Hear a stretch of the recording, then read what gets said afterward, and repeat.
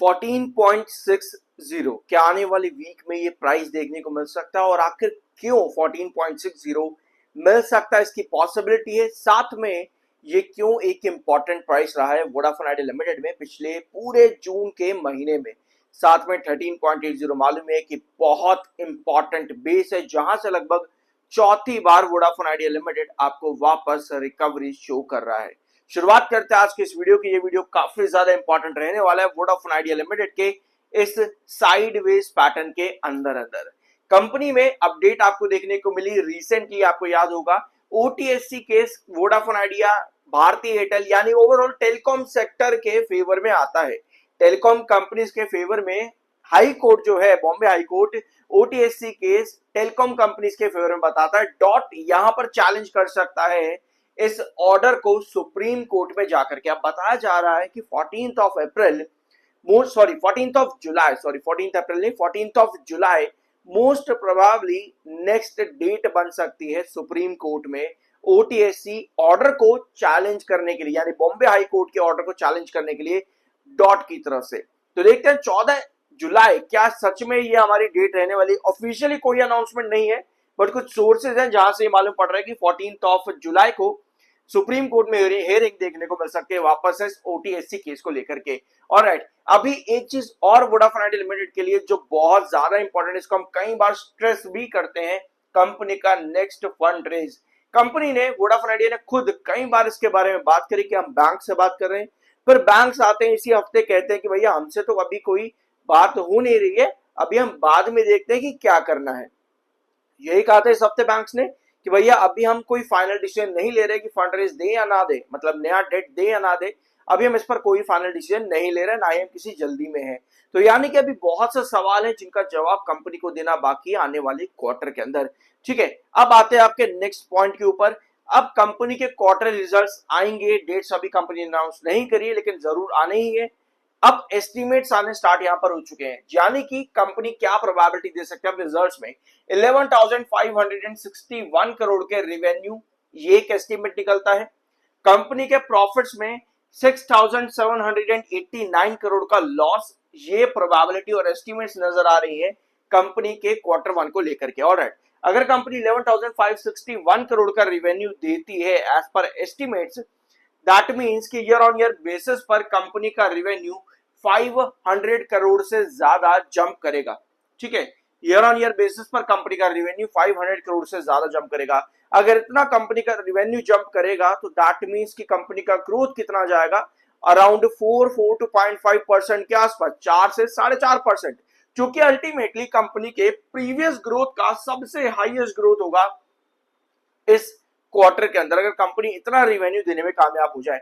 In fact अगर हम Vodafone idea limited के पिछले 5 क्वार्टर यहां पर अगर आप देखो, पिछले 5 क्वार्टर अगर हम वोडाफोन आइडिया लिमिटेड के देखें तो कंपनी का रेवेन्यू एक्चुअली में धीरे धीरे करके यहां पर इंप्रूव कर रहा है। अब ये रेवेन्यू कैसे इंप्रूव कर सकता है, हम ये नहीं कह रहे, देखो यहाँ पे मैं आपको एक चीज और बता दूं, इस वीडियो में मैं आपको बिल्कुल ये नहीं कहने वाला कि कंपनी प्रॉफिट में आ जाएगी, क्योंकि वो कहना एक्चुअली में बेवकूफी है। फिलहाल के लिए ऐसा कहना कि कंपनी प्रॉफिट में आएगी, ये बहुत बड़ी बेवकूफी है। ज्यादा शोर में चाकर के नहीं बोलूंगा, बड़े ही प्यार से कह रहा हूं इस चीज को। ठीक है, इसके पीछे के रीजंस आप लोगों को मालूम ही है। ठीक है, अभी हम बात करें सिर्फ रेवेन्यू की, कंपनी डेफिनेटली लॉस में आएगी, लेकिन वो लॉस कितना कम होगा पिछले साल के कंपैरिजन में। अभी जो एस्टिमेट है वो यही बता रहे कि लॉस इस बार बढ़ेगा, लेकिन अगर ये थोड़ा सा भी कम होता है तो कंपनी की ओवरऑल स्ट्रेंथ के लिए आई बिलीव कि ये काफी अच्छा होगा। क्योंकि पिछले, अगर आप 3 क्वार्टर से यहां पर देखोगे, ये तो कंपनी का एजीआर वाला यहां पर आकर के रिकैलकुलेट हो गया है। अगर आप पिछले 3 क्वार्टर यहां पर देखोगे तो आप लोगों को नजर आए कंपनी के लॉसेस जो है धीरे धीरे करके कम हो रहे थे। तो अगर इस बार भी कंपनी का लॉस कम होता है ओवरऑल इन 3 क्वार्टर्स के कंपैरिजन पे, ये कंपनी के लिए एक अच्छा साइन होगा कि कंपनी में एक्टिव यूजर बेस बढ़ रहा है। क्या कंपनी में एक्टिव यूजर बेस आरपीयू को बढ़ा रहा है?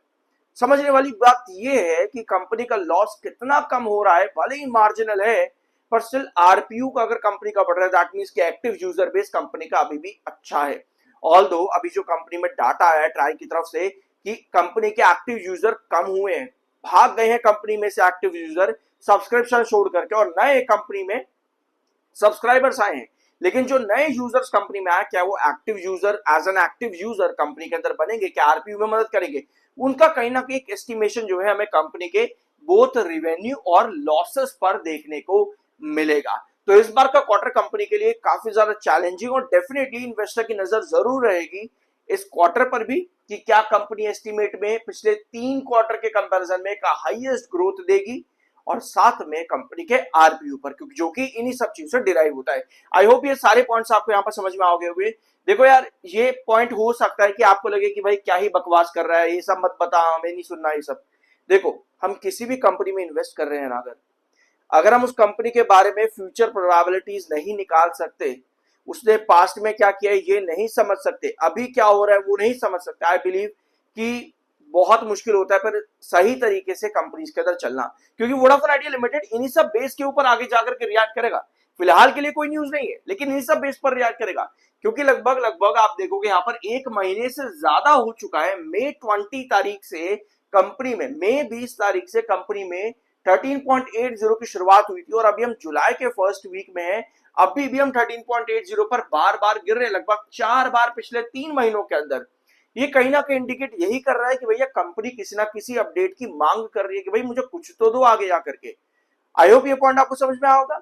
तो ये जो स्ट्रगल है पिछले 2 महीनों से लगभग चल रहा है, ये काफी ज्यादा इंपॉर्टेंट है और ये स्ट्रगलिंग पॉइंट आपको यही बताता है कि भैया कहीं ना कहीं मैं यहाँ पर एक लोअर पैटर्न भी क्रिएट कर रहा हूं। तो ऐसे में 14.60 वोडाफोन आइडिया लिमिटेड में क्रॉस करना बहुत ज्यादा जरूरी है। लास्ट वीडियोस में मैंने आप लोगों के साथ 14.64 डिस्कस किया था कि ये पॉइंट जो है ब्रेक करना वोडाफोन आइडिया के लिए काफी इंपॉर्टेंट रहेगा। तो अभी भी अगर हम 14.64 लेकर चले तो उसमें कोई बुराई नहीं है, 4 पैसे ऊपर नीचे चलेगा। ऑलराइट, सो आई बिलीव इसी रीजन की वजह से, क्योंकि 13.80 वापस से इसने रीटेस्ट करके रिकवरी दिखानी चाहिए, तो आई बिलीव कि 14.60 आने वाले वीक में वापस से रीटेस्ट कर सकता है। लेकिन जरूरी यही रहेगा कि 14.60 पर फिर ये बना रहे, क्योंकि इस बार अगर 14.60 के नीचे से ये वापस से आ गया, दैट मीन्स कि कहीं ना कहीं एक रिजेक्शन पॉइंट बन रहा है इस साइडवेज कंसोलिडेशन के अंदर।